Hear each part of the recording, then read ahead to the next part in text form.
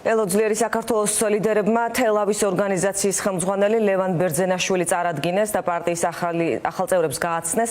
შეხვდნენ მოქალაქეებსაც პარტიის ცნობით აქტიურად აპირებენ მოსახლეობასთან შეხვედრებს. ლიზი ვეკუა განაგრძობს ფორმულას ეთერში საუბარს.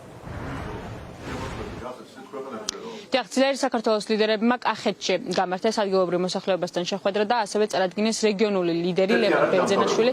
აღნიშნულ შეხვედრაზე ორ მთავარ საკითხზე იყო საუბარი. ეს არის ხელახალი არჩევნები და პოლიტპატიმრების გათავისუფლება და ძლიერი საქართველოს ლიდერებმა როგორც მოსახლეობასთან ასევე მედიასთან საუბრისას აღნიშნეს, რომ ახლა ყველაზე მნიშვნელოვანი სწორედ ამ ორ საკითხზე მუშაობა და საუბარია, რადგან ამის გარეშე ქვეყანაში ვერ იქნება დემოკრატია.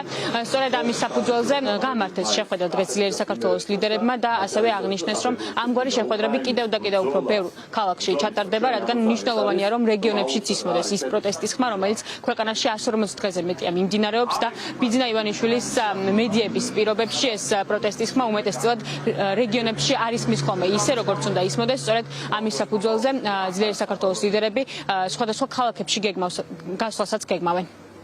ქართული ოცნების პროპაგანდა მაქსიმალურად ცდილობს, რომ განსაკუთრებულ რეგიონებში მოახერხოს ადამიანებს დეზინფორმირება, დეზორიენტაცია, ამიტომ ძალიან დიდი მნიშვნელობა აქვს ასეთ შეხვედრებს. აქაც კახეთში არის დიდი უკმაყოფილების გრძნობა დაგროვილი, დიდი პროტესტი აქაც დაგროვილი იმის გამო, რომ ყოველდღიურად ადგილი აქვს უსამართლობას.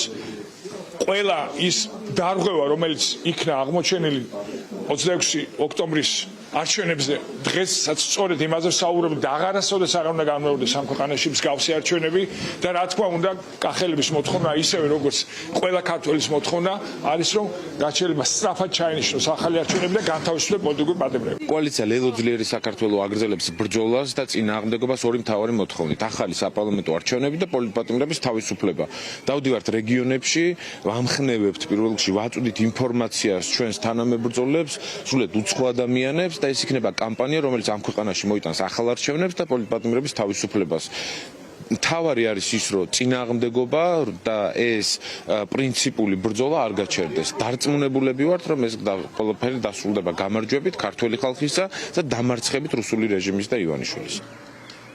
ადგილობრივებთან შეხვედრამდე ძლიერი საქართველოს ლიდერები იმყოფებოდნენ თელავის ნომერ 1 საჯარო სკოლაში, სადაც უკვე წელიწადზე მეტია, რაც არ მიმდინარეობს სასწავლო პროცესი. ამის მიზეზად კი რეაბილიტაცია არის დასახელებული, თუმცა ძლიერი საქართველოს ერთ-ერთმა რეგიონულმა ლიდერმა ლევან ბერძენაშვილმა ჩვენთან საუბრისას აღნიშნა, რომ რეალურად ამ სკოლაში იმის შემდეგ, რაც სასწავლო პროცესი შეწყდა, ჯერჯერობითაც კი არ დაუწყიათ სამუშაოები.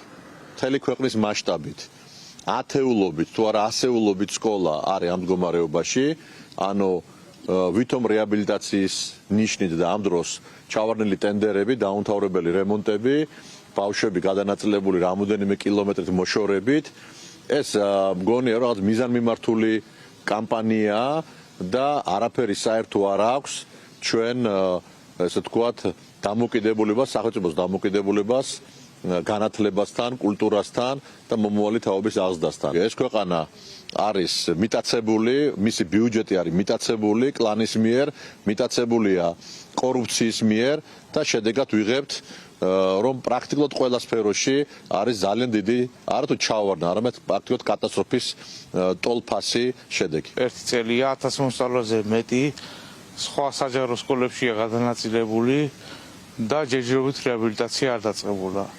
ეს მიზეზი სავარაუდოდ არის მოუმზადებელი პროექტი და შესაბამისად ტენდერი როგორც ჩვენთვის ცნობილია სამჯერ ჩავარდა და ვერ იწყება რეაბილიტაცია. ფაქტია, რომ მოსწავლეები ძალიან განიცდიან ამ ფაქტს, სწავლობენ სხვადასხვა სკოლებში უწევთ ასეულობით მეტრის მანძილზე მოშორებით გადაადგილება, რაც შემოწუხებელი ფაქტორია. როგორც უკვე გითხარით, ძლიერი საქართველოს ლიდერები დღეს კახეთში იმყოფებოდნენ და მათ გამართეს ადგილობრივ მოსახლეობასთან შეხვედრები. ისინი ამბობენ იმასაც, რომ იმისათვის, რომ პროტესტის ხმა უფრო და უფრო მკაფიოდ ისმოდეს, სხვადასხვა ქალაქებში ჩავლენ.